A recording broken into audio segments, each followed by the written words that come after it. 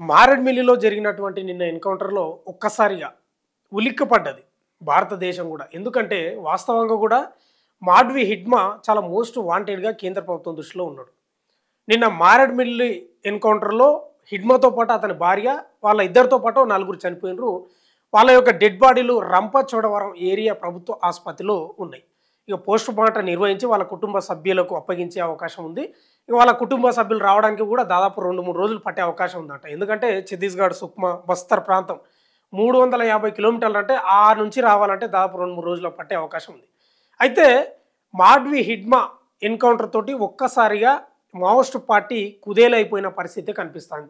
ఓ రకంగా చివరి దశలో కొన ఊపిరితో ఐసీయూలో ఉన్నట్లు చాలామంది అభిప్రాయపడుతున్న పరిస్థితి కనిపిస్తూ ఉంది. అది పట్టుకొని కాల్చిండ్రా లేకపోతే సహజంగానే ఎన్కౌంటర్ జరిగిందా అనేది తర్వాత విషయం. దాని గురించి రకరకాల అభిప్రాయాలు ఉన్నాయి. రకరకాలుగా మాట్లాడుతున్నారు. కొందరు పట్టుకున్నారు, సజీవంగా పట్టుకొని మారేడుమిల్లి అడవులకు తీసుకుపోయి ఎన్కౌంటర్ చేశారని కొందరు అంటున్నారు. లేదు మారేడుమిల్లిలో వాళ్ళు కాకినాడ పోర్టు సైడ్ పోతున్న క్రమంలో నిఘా సమాచారం మేరకు, ఇంటెలిజెన్స్ సమాచారం మేరకు పోలీసులు భద్రతా బలగాలు కాల్పు జరగడంతో చనిపోయిండు, సహజంగానే జరిగింది ఎన్కౌంటర్ అని కొందరు రకరకాలుగా మాట్లాడుకున్న పరిస్థితి కనిపిస్తూ ఉంది. సరే ఏదేమైనా ఆ ఎన్కౌంటర్ తర్వాత మళ్ళా విజయవాడ, ఏలూరు ఇటు ప్రాంతంలో దాదాపు 50 మంది మావోయిస్టులు పట్టుబడ్డ పరిస్థితి కనిపిస్తుంది. వాళ్ళు రెంట్కు తీసుకొని మేము అడ్డా కూలీలం అది ఇది అని రెంట్కు తీసుకొని వాళ్ళు కూడా ఆయుధాలతో సహా మరి ఎట్లొచ్చిన ఏం కథనో తెలియదు కానీ వాళ్ళను కూడా పోలీసులు మొత్తం నిఘా సమాచారం మేరకు వాళ్ళను కూడా అదుపులోకి తీసుకున్నారు. నిన్న మాడ్వి హిడ్మా ఎన్కౌంటర్ తోటి ఒక్కసారిగా మొత్తం సోషల్ మీడియా కానీ, యూట్యూబ్ ఛానల్ కానీ, శాటిలైట్ ఛానల్ కానీ మొత్తం ఇవే వార్తలు నడిపినాయి. అయితే ఒకసారి మాడ్వి హిడ్మా గురించి మనం తెలుసుకోవాలి. ఎందుకంటే కొంత సమాచారం సేకరిస్తే చాలా ఎట్లా ఉందంటే చాలా మోస్ట్ వాంటెడ్ ఎట్లా అయినా అనేది నేను చెప్పే ఒక 4-5 పాయింట్లు చూస్తే నిజంగా అర్థమవుతుంది. అయితే మాడ్వి హిడ్మా 1984 ఆ ప్రాంతంలో పుట్టిన పరిస్థితి. దక్షిణ బస్తర్లోని సుక్మా జిల్లాలో పూవర్తి గ్రామంలో జన్మించాడు. అయితే అక్కడ ఆ పూవర్తి, ఆ బస్తర్ ప్రాంతం అంతా మావోయిస్టుల అడ్డాది. అక్కడ ప్రభుత్వ టీచర్లు, ప్రభుత్వ స్కూళ్ళు ఉండవు. దాదాపు మావోయిస్టులు నడిపే స్కూళ్ళే ఉంటాయి.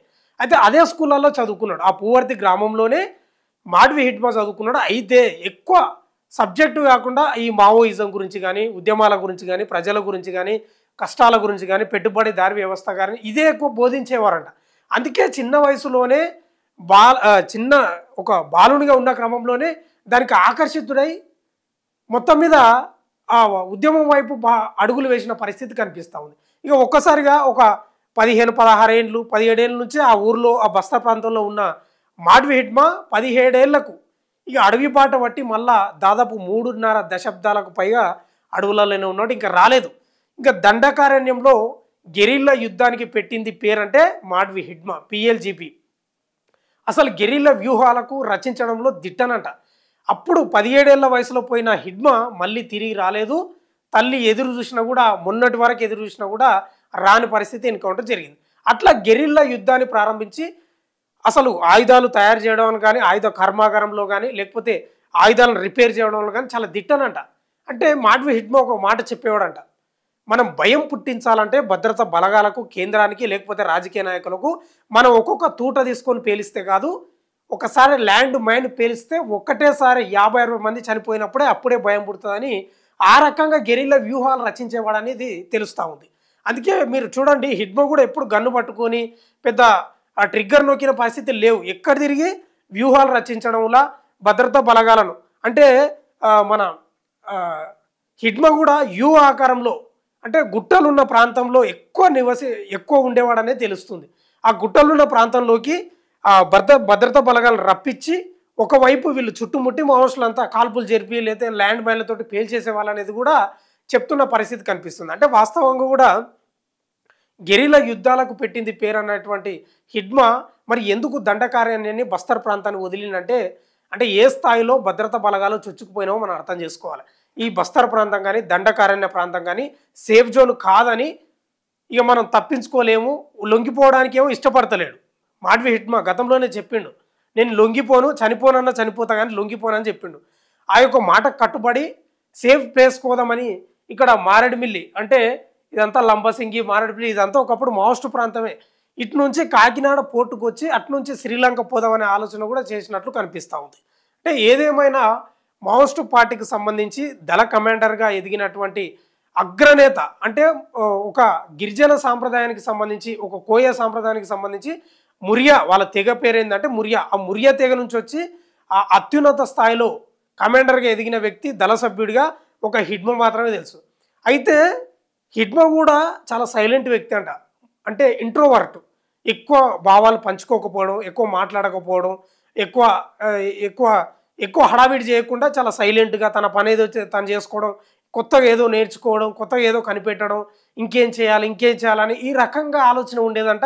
ఇంకోటి ఇంగ్లీష్ కూడా చాలా అద్భుతంగా మాట్లాడమంట. మరి ఇంగ్లీష్ ఎట్లా వచ్చిందయ్యా అంటే ఈ ఒక లెక్చరర్ ఉండేనంట. ఆయన మావోయిస్టు సానుభూతి పరుడు, మావోయిస్టులో కూడా కొంతకాలం పనిచేసిండనే వాదనలు కూడా వినిపిస్తూ ఉన్నాయి. ఆయన ద్వారా సరే బాగా పట్టు సంపాదించిండు అనేది కాదు కానీ కొంతవరకు మాట్లాడే స్థితికి తెచ్చుకున్నాడు. ఇంగ్లీష్ కూడా పట్టుంది. ఇంగ్లీష్తో పాటు 4-5 భాషల్లో పట్టుంది. హిందీ, తెలుగు, కోయా, గోండు, తర్వాత బెంగాలీ భాషల్లో కూడా అద్భుతమైన పట్టుందంట. అందుకే చాలా రాష్ట్రాల్లో కూడా గిరిజన ప్రాంతాలు మొత్తం ఆయనకు ఆకర్షితులై ఉంటారు.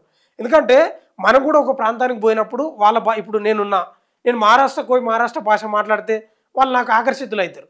ఇప్పుడు కర్ణాటక పోయి కర్ణాటక భాష మాట్లాడితే నాకు ఆకర్షితులు అవుతారు, నన్ను ఆదరిస్తారు. అట్లా మాడ్వి హిడ్మ కూడా ఆ ఏఓబి ప్రాంతం కానీ ఈ జార్ఖండ్ ఇవన్నీ ప్రాంతాలు తిరుగుతూ ఏ రాష్ట్రానికి పోతే ఆ రాష్ట్ర భాష మాట్లాడేవాడు అనేది తెలుస్తుంది. అందుకే మోస్ట్ వాంటెడ్గా నిలిచిండు. ఇంకోటి ఏంటంటే హిడ్మ 26 దాడులకు వ్యూహరచన చేసినట్ట. 26 దాడులకు వ్యూహరచన చేసినట్ట. అందులో ముఖ్యంగా 3 ఉన్నాయి. 2010లో 76 మంది దంతెవాడలో 76 మంది సిఆర్పిఎఫ్ జవాన్లను ల్యాండ్ మైన్ తోటి పేల్చేస్తే 76 మంది చనిపోయారు. తర్వాత 2013లో జిరామ్ఘాట్లో కాంగ్రెస్ నేతలతో సహా 27 మందిని మట్టుపెట్టాడు. 2021లో సుక్మా, బీజాపూర్ ఆ ప్రాంతంలో దాదాపు 22 మంది భద్రతా సిబ్బందిని పేల్చివేసి కాల్చివేసిన పరిస్థితి కనిపిస్తూ ఉంది. అంటే ఈ రకంగా 26 దాడుల్లో ఇవి ముఖ్యమైనవి 3 అని చెప్పుకోవాలి మనం. అంటే ఈ హిడ్మది ఒకటే వే ఏంటంటే తను చదువుకున్న స్కూళ్ళ నుంచే ఇదంతా నేర్చుకున్నాడు. తను చదువుకున్న స్కూళ్ళ నుంచే ప్రజా పోరాటం ఏంది, మావోయిస్టుయిజం ఏంది, సాయుధ పోరాటం ఏంది, పెట్టుబడిదారు వ్యవస్థ ఏంది, ఇదంతా అక్కడ స్కూళ్ళలో నేర్చుకొని అంతా చదివి మెల్లగా మావోయిస్టుకు ఆకర్షితుడై అక్కడ వెళ్ళిన పరిస్థితి కనిపిస్తూ ఉంది. ఏది ఏమైనా మావోయిస్టు మహావృక్షం అనేది ఒక కూలిపోయిందనే చెప్పుకోవాలి. ఎందుకంటే భద్రతా బలగాలు కానీ సెక్యూరిటీ ఫోర్సు చాలా భీకరంగా పోయింది. మనకు తెలుసు గతంలో కూడా ఆపరేషన్లు జరిగినాయి. ఎట్లా జరిగినాయి అవి? ఎప్పుడైనా కాంగ్రెస్ నేతలపై ఏమైనా దాడులు జరిగినప్పుడు మాత్రం ఆపరేషన్ చేపట్టేవారు అప్పట్లో ఉన్న కాంగ్రెస్ కానీ అట్లా. కానీ బీజేపీ అట్లా కదా, ఐడియాలజీగా కూడా బీజేపీకి అసలు నచ్చదు నక్సలిజం అంటే. వీళ్ళదేమో రైటు బీజేపీది, వీళ్ళదేమో లెఫ్టిజం. కాబట్టి ఒక్కటే మనకు తెలుసు. అమిత్ షా కూడా పదే చెప్తూనే ఉన్నాడు, అసలు చర్చలు అనేలే లేవు, ఖచ్చితంగా లొంగిపోవాల్సిందే, లేకపోతే ఎన్కౌంటర్ అవుతారు అనేది ఏదైతే చెప్పిండో. ఇక వీళ్ళు ఎన్ని వినతులు చెప్పినా, ఎన్ని వినతి పత్రాలు ఇచ్చినా, అంటే వినతి పత్రాలు ఇవ్వలేదు అనుకోండి, లెటర్లు రాసినా కూడా బయటికి విడుదలైనా కూడా ఎక్కడ కేంద్రం స్పందించని పరిస్థితి. అందుకే ఈ యొక్క బస్తర్ ప్రాంతం, ఈ లంబసింగి, ఈ మారేడుమిల్లి అనేది కూడా ఒకప్పుడు మావోయిస్టుల అడ్డా. ఇదంతా లంబసింగి. ఇట్లా వచ్చి మారేడుమిల్లి నుంచి మన కాకినాడ పోర్టుకు వచ్చి అటు నుంచి శ్రీలంక పోదామనే ఆలోచన కూడా చేసినట్టు కనిపిస్తూ ఉంది. అదేవిధంగా మావోయిస్టులు కూడా విజయవాడలో కానీ ఏలూరులో కానీ 50 మంది పట్టుబడిన పరిస్థితి కనిపిస్తుంది. ఇప్పుడు దేవుజీ ఉన్నాడు కదా, తిప్పిరి తిరుపతి మావోయిస్టు పార్టీ ప్రధాన కార్యదర్శి, ఆయన కూడా పోలీసులు అదుపులో ఉన్నారని కొన్ని వార్తలు వస్తున్నాయి. కానీ ఎంతవరకు నిజమో తెలియదు. వీళ్ళంతా కలిసే వచ్చిండ్రంట. కానీ హిడ్మ లొంగిపోవడానికి ఆసక్తి చూపలేదంట. దేవుజీ మాత్రం లొంగిపోదామని చెప్పిండట. అందుకే వాళ్ళ యొక్క అనుచరులు కూడా ఉన్నారు. ఇప్పుడు పట్టుబడ్డ వాళ్ళ దాంట్లో 9 మంది అనుచరులు ఉన్నారు, దేవుజీ అనుచరులు.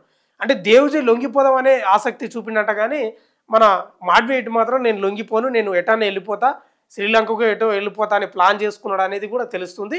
ఏదేమైనా లొంగిపోయిన మావోయిస్టుల సమాచారం ఇచ్చిండ్రా, లేకపోతే నిఘా వర్గాల సమాచారమా, ఏదైనా కానీ మొత్తమే అయితే తల్లి వారం క్రితమే వేడుకోలు పెట్టుకున్నది.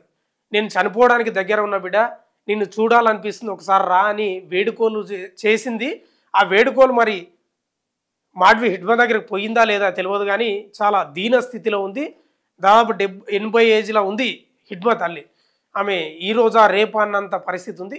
ఏదేమైనా మాడ్వి హిడ్మ ఎన్కౌంటర్తో ఒక్కసారిగా భద్రతా బలగాలు సంబరాలు చేసుకుంటున్నాయి.